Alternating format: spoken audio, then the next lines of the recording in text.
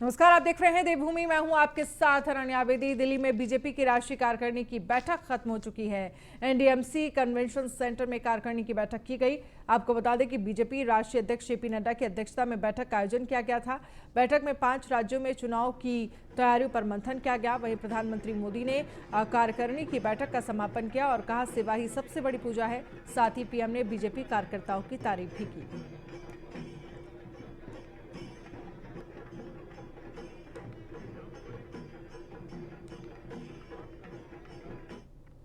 और सीएम पुष्कर सिंह धामी से मुख्यमंत्री आवास में भारत स्काउट एवं गाइड के प्रतिनिधि मंडल ने शिष्टाचार भेंट की। स्काउट एवं गाइड के स्थापना दिवस के अवसर पर भारत स्काउट गाइड की स्टेट चीफ कमिश्नर सीमा जौनसारी भी मौजूद रहे।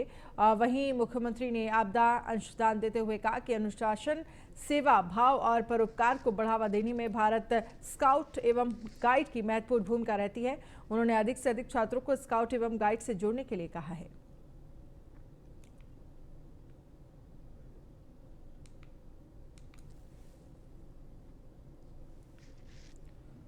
उत्तराखंड के पूर्व सीएम हरीश रावत भले ही इलाके में आयोजित छठ पूजा के कार्यक्रम में मुख्य अतिथि के रूप में शामिल हुए हों, जहां पर कांग्रेसी कार्यकर्ताओं ने हरीश रावत का जोरदार स्वागत किया। वहीं हरीश रावत ने छठ पूजा पर्व के लिए सभी को बधाई दी और कामना की छठ मैया सब पर कृपा करे। इस अवसर पर हजारों की संख्या में छठ पूजा पर्व को मनाने वाले स्थानीय नागरिक मौजूद रहे। वहीं दूसरी तरफ हरीश रावत ने पीएम मोदी के देहरादून दौरे को लेकर हमला बोला। हरीश रावत ने कहा कि एक बार जब परंपरा टूट जाती है तो उस पर वाद विवाद बढ़ते चले जाते हैं। प्रधानमंत्री नरेंद्र मोदी ने द्वारा गर्भगृह से प्रसारण किए जाने के संबंध में उन्हें शायद किसी ने बताया नहीं होगा। अगर उन्हें बताया होता तो शायद वो नियमों को ना तोड़ते, ये हमें पूरा विश्वास है। पूर्व दिवस पर लोगों को बधाई देने के लिए आया हूँ कि भगवान सूर्य जो सबके आराध्य हैं, उनका पूजन प्रारंभ होगा नहाए धोए के। तो मैं उसके लिए सबको बहुत बहुत शुभकामनाएं देता हूँ। जो गर्भगृह से प्रधानमंत्री जी के उसके प्रसारण का सवाल है, तो उस पर ज़्यादा विवाद नहीं बढ़ाना चाहिए। देवभूमि में राज्य स्थापना दिवस महोत्सव के रूप में मनाया जाएगा। सीएम धामी के निर्देशों पर अगले 7 दिनों तक महोत्सव चलेगा। 9 नवंबर से महोत्सव की शुरुआत होगी, यानी कि आज माफ कीजिएगा मंगलवार से गांव से लेकर राजधानी तक कई कार्यक्रमों का आयोजन होगा। और वहीं स्थापना दिवस पर गौरव पुरस्कार की शुरुआत भी की जाएगी। आपको बता दें कि अलग अलग क्षेत्रों में योगदान देने वाले 5% लोगों को पुरस्कार दिया जाएगा। सीएम ने सख्त निर्देश दिए हैं कि कार्यक्रमों की संख्या नहीं, गुणवत्ता एवं गरिमा के साथ पर ध्यान दिया जाए।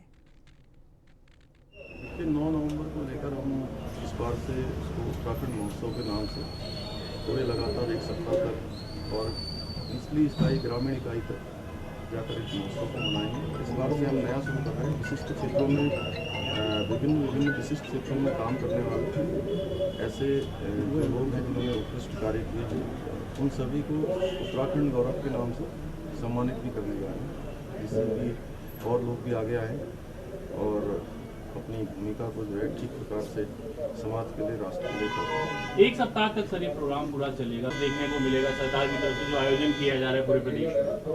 नहीं, हमारा इसके पीछे उद्देश्य यह है कि पूरा उत्तराखंड इसमें सम्मिलित हो और माननीय अटल बिहारी वाजपेयी जी ने उत्तराखंड राज्य बनाया था, उनके नेतृत्व में उत्तराखंड राज्य बना था और आज हमारे देश के यशस्वी प्रधानमंत्री नरेंद्र मोदी जी उसको आगे बढ़ाने का काम कर रहे हैं। उन्हीं सब चीज़ों जिस प्रकार से अभी आपने देखा हो केदारनाथ में 400 करोड़ से भी ज़्यादा योजनाओं के लोकार्पण शिलान्यास हुए।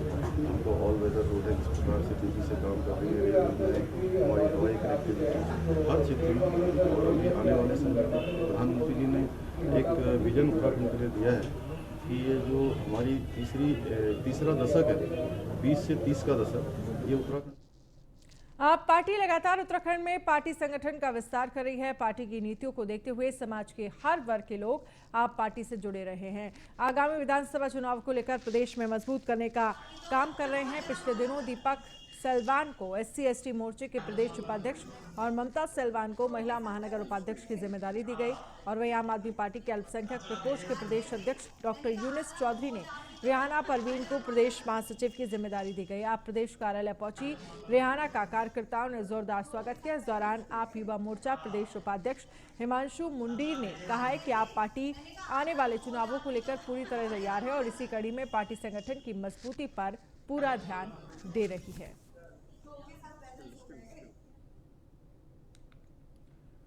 उत्तराखंड में भू कानून को लेकर अब जनता कैबिनेट पार्टी भी हिमाचल की तर्ज पर भू कानून के पक्ष में उतर चुकी है। जनता कैबिनेट पार्टी की अध्यक्ष भावना पांडे ने कहा है कि जनता कैबिनेट पार्टी अपने घोषणा पत्र में भू कानून को लाएगी। साथ ही कहा कि उत्तराखंड में भू माफिया राज हावी है, जिसके चलते उत्तराखंड के जल जंगल जमीन खतरे में है। पिछले 20 सालों में उत्तराखंड राज्य में अवैध खरीद फरोख्त के कारण कृषि भूमि का एक बड़ा हिस्सा कम हो गया है। जनसंख्या वृद्धि और बुनियादी ढांचे के विकास के कारण कृषि भूमि सिकुड़ रही है। भू कानून की आज अंतिम चेतावनी दी गई है। जिस तरीके से मात शक्ति इकट्ठी हुई थी उत्तराखंड राज्य लेने के लिए, आज उसी तरह से सरकारों को समझ लेना चाहिए कि उत्तराखंड की समस्त महिलाएं अब आज के बाद बिल्कुल जो इतने दिन से धरना प्रदर्शन तो सरकारों के कानों में चुनी रह गई है और वो सुन ले सरकार कि भू कानून को लाना पड़ेगा, वरना पूरे उत्तराखंड के अंदर मात शक्ति उसी तरह खड़ी हो जाएगी जिस तरह उत्तराखंड राज्य लेने में खड़ी हुई थी। और इसी तरह गैर शहर राजधानी भू कानून, इसी तरह देवास्वम बोर्ड के विरोध में भी हम लोग हैं। देखिए, खबर देहरादून से है, जहां पर पुरानी पेंशन बहाली को लेकर कर्मचारियों का प्रदर्शन, भारी संख्या में सड़कों पर उतरे हैं राज्य कर्मचारी। परेड ग्राउंड से सीएम आवास तक कर्मचारियों का प्रदर्शन। सीएम आवास से पहले पुलिस ने प्रदर्शनकारियों को रोका। भारी संख्या में सीएम आवास से पहले कर्मचारी धरने पर बैठे।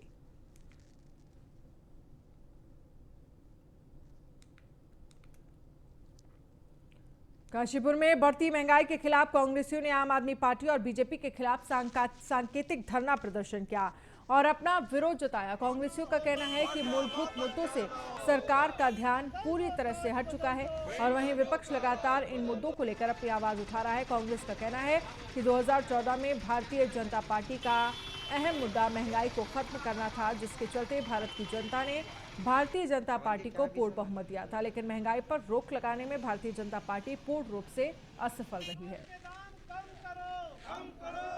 गणेश गोदियाल जी के आदेशानुसार जिस प्रकार से आप सभी को विदित है कि पूरे देश में पेट्रोल के दाम, डीजल के दाम और रसोई गैस के दामों में निरंतर बेतहाशा वृद्धि हो रही है, जिसके लिए आम जनमानस पूरी तरीके से त्रस्त है। आम नागरिकों के ऊपर महंगाई का इस तरीके से भार पड़ा है कि उसकी कमर टूट चुकी है। इन्हीं बातों को लेते हुए, महंगाई को लेते हुए, पेट्रोल, डीजल और रसोई गैस को लेते हुए आज हम सभी लोगों ने विभिन्न पेट्रोल पंपों पर प्रदर्शन किया है, जिससे उम्मीद तो नहीं है लेकिन शायद मोदी सरकार और धामी सरकार के कानों पर जूर रहेंगे। श्री गणेश प्रदेश अध्यक्ष हैं माननीय गणेश गोदियाल जी, उनके आह्वान पर हमारा ये प्रदर्शन चल रहा है कांग्रेस का। इसमें हमारे किसान कांग्रेस के लोग जुड़े हुए हैं, मेन कांग्रेस के लोग जुड़े हुए हैं और इसका एक ही मुद्दा है हमारे पास कि जो महंगाई आसमान छू रही है, जो डीजल और पेट्रोल के दाम बढ़ते चले जा रहे हैं, जबकि क्रूड ऑयल जो है, जो कच्चा तेल है, वो बहुत सस्ता है, उसके पश्चात भी जो दाम है वो बहुत ज़्यादा है, अधिक है। तो हम चाहते हैं कि किसानों की कमर जो टूट गई है डीजल के दामों में, वो और कम हो, उन्हें सब्सिडी भी दी जाए किसानों को और ये जो दाम है वो और कम होने चाहिए। प्रदेश और वहीं लालकुआ में महंगाई को लेकर कांग्रेस राज्य और केंद्र सरकार के खिलाफ मुखर हो गई है। नगर कांग्रेस अध्यक्ष सरदार गुरदीप सिंह के नेतृत्व में कई कांग्रेसियों ने महंगाई और बढ़ते डीजल पेट्रोल के विरोध में प्रदर्शन करते हुए केंद्र सरकार पर जमकर निशाना साधा। उन्होंने केंद्र सरकार से इस्तीफा मांगा है। साथ ही उन्होंने डीजल, पेट्रोल, गैस और खाद्य पदार्थों के दाम कम करने की मांग की है। कांग्रेसियों का कहना है कि जिस तरह से लगातार महंगाई बढ़ती जा रही है, केंद्र की सरकार महंगाई पर लगाम लगाने की बजाय उल्टा महंगाई को बढ़ावा दे रही है। वहीं कांग्रेस सरकार में जहां पेट्रोल की कीमत 60-70 प्रति लीटर थी, वहीं आज बीजेपी सरकार के राज में पेट्रोल डीजल की कीमत 110 से ऊपर पहुंच चुकी है। आज हम लोग इसी के विरोध में, जो महंगाई के विरोध में आज पेट्रोल पंप पर धरना प्रदर्शन कर रहे हैं कि हमारे कांग्रेस के प्रदेश अध्यक्ष श्री गणेश गोंडियाल का आह्वान पर हम लोगों ने महंगाई के खिलाफ धरना प्रदर्शन किया है। लगातार महंगाई बढ़ती जा रही है। डीजल पेट्रोल के काम ये कांग्रेस भाजपा का चुनाव मुद्दा था, इसलिए कम कर रहे हैं। इसके बाद जैसे चुनाव निकल गए फिर बढ़ा देंगे। और गैस के दाम दिन पर दिन बढ़ते चले जाए। गैस दाम नहीं कम किए, गैस के दाम तुरंत कम करना चाहिए। आज पूरे हमारे उत्तराखंड प्रदेश के अंदर जो ये डीजल के, पेट्रोल के और गैस के, रसोई तेल के जो दाम बढ़े हुए हैं, उन दामों को लेकर के पूरी कांग्रेस पार्टी का माननीय हमारे प्रदेश अध्यक्ष गणेश गोंदियाल जी के नेतृत्व में, उनके आह्वान पर आज हम लोगों ने यहाँ पर पेट्रोल पंप पर प्रदर्शन किया है। और जिस तरीके से देश में महंगाई बढ़ती जा रही है, आने वाला समय जो है ये भाजपा सरकार को गर्त में लेकर के जाएगा और आने वाले समय में 2022 में उत्तराखंड में पूर्ण बहुमत से कांग्रेस की सरकार बनेगी। आज प्रदेश कांग्रेस के हमारे माननीय अध्यक्ष श्री गणेश गोंदियाल जी के द्वारा आदेशित जो किया गया था कि पूरे प्रदेश में पेट्रोल डीजल के दाम जो लगातार और गैस सिलेंडर के दाम लगातार बढ़ रहे हैं, उसको कम करने की मांग को लेकर जो है आज यहाँ पर जो है पूरे प्रदेश में पेट्रोल पंपों के बाहर प्रदर्शन किया गया है। और हमारी सरकार से मांग है, हमारा ये विरोध है कि सरकार जो है दिनों दिन जो है पेट्रोल डीजल के दाम बढ़ाए जा रही है, उनको कम किया जाए। और गैस सिलेंडर जिससे कि एक आर्थिक बोझ महिलाओं पर बहुत ज़्यादा पड़ जा रहा है, घर गृहस्थी सब लोगों के बहुत ही ज़्यादा बोझ पड़ा हुआ है, तो उसको अगर इसके दाम ये कम करेंगे तो निश्चित ही जो है ये प्रदेश एक खुशहाली की ओर जाएगा। देश में लगातार बढ़ रही महंगाई के विरोध में कांग्रेसी एक बार फिर सड़कों पर उतर गई है। कांग्रेसी कार्यकर्ताओं ने ऋषिकेश में देहरादून रोड एक पेट्रोल पंप के बाहर महंगाई के खिलाफ धरना प्रदर्शन किया। प्रदर्शनकारियों ने केंद्र सरकार पर आरोप लगाया कि एक तरफ कोरोना की मार जनता पर पड़ रही है, दूसरी ओर सरकार महंगाई से आम लोगों की जेब पर बोझ डाल रही है। कांग्रेस की सरकार के समय में 450 रुपए का घरेलू और गैस सिलेंडर की कीमत अब 920 के पार पहुंच चुकी है। हिमाचल के उपचुनाव में करारी हार के बाद सरकार ने कुछ रुपए पेट्रोल और डीजल के दाम में कम कर वही लूटने की कोशिश की है। साथ ही कांग्रेसी नेताओं ने कहा है कि इस बार जनता सरकार से हिसाब करेगी। आज की तारीख में चरम पे है। डीजल पेट्रोल के दाम 100 रुपये पार हैं। रसोई गैस के दाम 1000 रुपये के आसपास हो गए हैं। मेरा मानना यह है कि किसी भी दल को इतना समर्थन नहीं मिलना चाहिए कि वो बेलगाम हो जाए। आज भारतीय जनता पार्टी बेलगाम होकर सभी चीज़ों के रेट बढ़ाई जा रही है। महंगाई के रेट महंगाई बढ़ती जा रही है, बेरोजगारी बढ़ती जा रही है। इसलिए अब हम सबको एकजुट होकर, अभी कुछ दिनों पहले जो इलेक्शन का रिजल्ट आया उसको देखकर उनको सबक मिला तो उन्होंने 10 रुपये कम करे। अब हम सबको एकत्र होकर पूरी जनता को जागरूक करना है। एक जो है आज पूरे उत्तराखंड के अंदर जितने भी हमारे डीजल पेट्रोल पंप है उनमें एक धरना प्रदर्शन का कार्यक्रम आयोजन किया गया है, जिसमें सारे के सारे हमारे कांग्रेस जन एकजुट में महंगाई के खिलाफ जो है विरोध प्रदर्शन कर रहे हैं। बढ़ी हुई डीजल पदार्थों की, पेट्रोल पदार्थों की कीमतों के विरुद्ध, चाहे वो गैस सिलेंडर हो, चाहे वो पेट्रोल हो, चाहे वो डीजल हो, जितना जो महंगाई बढ़ी है उसके कारण समस्त हमारा जो है कांग्रेस जन एकजुट होकर विरोध। देहरादून में बढ़ते पेट्रोल डीजल के दामों को लेकर कांग्रेस प्रदेश अध्यक्ष गणेश गोंदियाल के नेतृत्व में कांग्रेस कार्यकर्ताओं ने प्रदर्शन किया और सरकार के खिलाफ जमकर नारेबाजी की। कांग्रेस प्रदेश अध्यक्ष गणेश गोंदियाल का कहना है कि सरकार ने जो ये राहत दी है ये ऊंट के मुंह में जीरे के समान है। पिछले 120 दिनों से सरकार ने तेल और गैस के दामों में बेतहाशा बढ़ोतरी की है। उस बढ़ोतरी को वापस लिया जाना चाहिए, लेकिन सरकार ने मामूली आंशिक रूप से राहत दिए जाने का ढोंग रचा है और हर तरफ महंगाई का माहौल छाया है। खाद्य तेल से लेकर रसोई तेल लगातार महंगा होता जा रहा है। सरकार ने राहत देने का मात्र ढोंग रचा है। सरकार ने जो ये दिखाने की कोशिश की है कि हमने राहत दी है, असलियत में ये ऊंट के मुंह में जीरे के समान है। हम उम्मीद करते थे कि पिछले 120 दिनों से सरकार ने तेल और गैस के दामों में जो बेतहाशा बढ़ोतरी की है उस बढ़ोतरी को वापस लिया जाना चाहिए, लेकिन सरकार ने ये जो मामूली आंशिक रूप में राहत देने का ढोंग रचा है ये वास्तव में राहत नहीं है। और तेल और गैस के दाम ही नहीं, आज हर तरफ जहां देखो वहां हर तरफ महंगाई और महंगाई का वातावरण छाया हुआ। पेट्रोल और डीजल की बढ़ती कीमतों को लेकर कहीं ना कहीं कांग्रेस आज देहरादून के पेट्रोल पंप पर लगातार प्रदर्शन कर रही है। कांग्रेस के प्रदेश अध्यक्ष गणेश गोदियाल के साथ तमाम जो कार्यकर्ता हैं कांग्रेस के वो मौजूद हैं। लेकिन उसके उलट एक तस्वीर आपको दूसरी बताता हूँ कि जो रेट है इस वक्त देहरादून में, क्या रेट है पेट्रोल और डीजल के। 94.15 इस वक्त पेट्रोल के रेट हैं देहरादून में, जो कि 12 रुपये घटे हैं। इसके साथ ही डीजल की अगर बात करूँ मैं तो 87 रुपये 50 पैसे इस वक्त पेट्रोल डीजल के रेट है। और दूसरी तस्वीर आपको बताऊंगी, तमाम जो आप देख सकते हैं कि कांग्रेस के तमाम जो कार्यकर्ता हैं, नेता हैं, वो लगातार यहां पर प्रदर्शन कर रहे हैं। पेट्रोल पंप के आगे ही लगातार धरने पर बैठे हैं और सीधे तौर पर उनका ये कहना है कि ये काफ़ी नहीं है, पेट्रोल और डीजल के रेट घटे, इन्हें और ज़्यादा घटना चाहिए, क्योंकि इस वक्त लगातार जो महंगाई है वो अपनी चरम पर है। आप तस्वीरों में देख पा रहे हैं कि कांग्रेस के जो प्रदेश अध्यक्ष हैं गणेश गोदियाल और उनके साथ जो तमाम जो नेता हैं कांग्रेस के, वो सड़कों पर इस वक्त बैठे हैं। और भी कुछ नेताओं से हम जानने की बात करेंगे। मेरे साथ शाहजी हैं। शाहजी, आप बताइए, आज कांग्रेस प्रदर्शन कर रही है, तेल और पेट्रोल की जो कीमत है वो बढ़ी है, लेकिन अब एक बार घट भी गई है, क्या कहना है? देखिए, पिछले 2014 से 2021 से इन 7 सालों में जो लूट इन्होंने डीजल और पेट्रोल में की है, जो करोड़ों करोड़ों का हिसाब किताब ये दे नहीं पा रहे, ये 5 और 7 रुपए से कुछ नहीं होगा। कम से कम जो है 20 से 25 रुपया कम होना चाहिए, तब जाके लोगों को राहत मिलेगी। बहुत धन आपने इकट्ठा कर लिया, अब तो जनता को कम से कम राहत दो। बिल्कुल, ये देखिए, कम से कम कांग्रेस का ये कहना है कि जो 20 से 25 रुपए सीधे तौर पर जो तेल की कीमत है वो कहीं ना कहीं घटाई जानी चाहिए, तब जाके जनता को राहत मिलेगी। मेरे साथ कांग्रेस के एक और नेता हैं मौजूद हैं। कहीं ना कहीं जो पेट्रोल की जो कीमत है वो घटी है, डीजल की कीमतें भी घटी हैं, लेकिन उसके बावजूद भी आप प्रदर्शन कर रहे हैं, क्या वजह है? अभी भी देखिए, जो पेट्रोल है, डीजल है और जो घरेलू जो सिलेंडर है, इसके दाम आसमान छू रहे हैं। कांग्रेस ने जो सिलेंडर 350 रुपये का छोड़ा था और 1000 रुपये के पार होने वाला है। जो पेट्रोल डीजल हम लोगों ने 35-40 रुपये छोड़ा था वो 100 के पार हो चुका है। ये इन्होंने एकदम रेट बढ़ा के अगर 2-3 रुपये उसमें कम कर देते, इससे जनता को राहत मिलने वाली नहीं है। आज किसान परेशान है, आज आम आदमी परेशान है।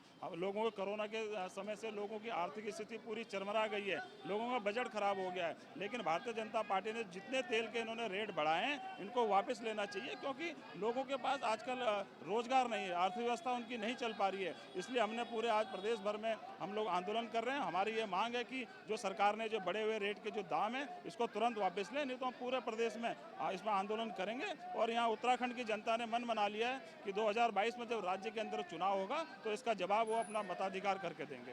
बिल्कुल, कहीं ना कहीं जो तेल के जो रेट है उनमें और कमी होनी चाहिए, ये कहना है कांग्रेस का। अगर इसी तरह अगर रेट बढ़ते रहेंगे या फिर और रेट कम नहीं किए जाते हैं तो कांग्रेस आने वाले दिनों में लगातार इसी तरह का प्रदर्शन पूरे प्रदेश भर में करेगी। कैमरामैन राजन बडोले के साथ Sandeep Negi, news on India, Dehradun.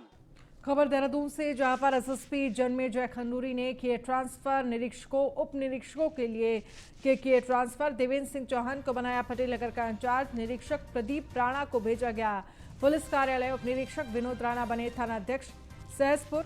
Narendra Gehlot को बनाया गया थानाध्यक्ष क्लेमेटाउन और उप निरीक्षक धर्मेंद्र रौतेला को क्लेमेटाउन से भेजा एसपी सिटी कार्यालय।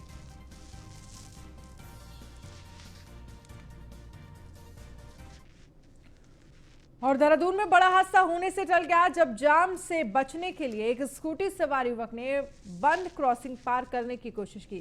तभी सामने से ट्रेन आती देख युवक स्कूटी छोड़कर भाग गया और अपनी जान बचाई। वही युवक की स्कूटी ट्रैक में फंसने के कारण ट्रेन के संचालन में परेशानी आई और करीब 2 घंटे की मशक्कत के बाद स्कूटी निकाली गई और ट्रेन का संचालन शुरू किया गया। आपको बता दें कि स्कूटी सवार के खिलाफ रेलवे एक्ट की धाराओं में मुकदमा दर्ज किया गया है।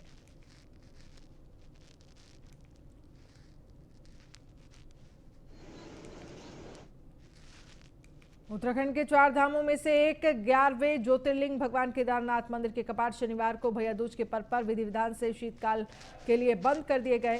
सुबह 8 बजे मुख्य द्वार के कपाट शीतकाल के लिए बंद हुए। इस अवसर पर बड़ी संख्या में श्रद्धालु कपाट बंद होने के साक्षी रहे और वही केदारनाथ धाम से पंचमुखी डोली ने सेना के बैंड बाजों की भक्तिमय धुनों के बीच मंदिर की परिक्रमा कर विभिन्न पड़ावों से होते हुए शीतकालीन गद्दी स्थल ओमकारेश्वर मंदिर ओखी मठ के लिए रवाना हुई। 8 नवंबर को भगवान केदारनाथ की पंचमुखी डोली 5 केदार गद्दी स्थल ओमकारेश्वर मंदिर ओखी मठ में विराजमान हो जाएगी, जहां शीतकाल में श्रद्धालु बाबा केदार के दर्शन और पूजा अर्चना कर सकेंगे। और वहीं 20 नवंबर शनिवार को भगवान बद्री विशाल के कपाट शीतकाल के लिए बंद हो जाएंगे। इस बार 4.5 लाख से अधिक तीर्थयात्री चार धाम यात्रा के लिए पहुंचे थे, जिनमें से 2,40,000 से अधिक लोगों ने भगवान केदारनाथ के दर्शन किए।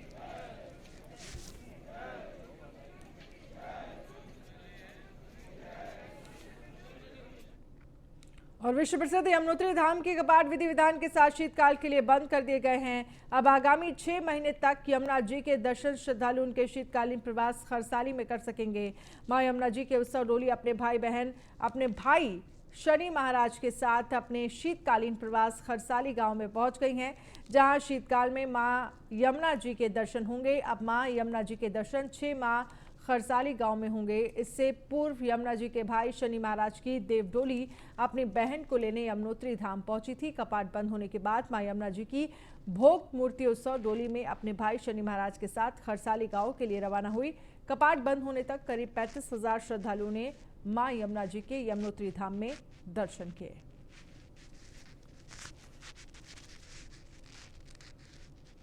भोजन में फिलहाल इतना ही। आप बने रहिए न्यूज़ 1 इंडिया के साथ। नमस्कार।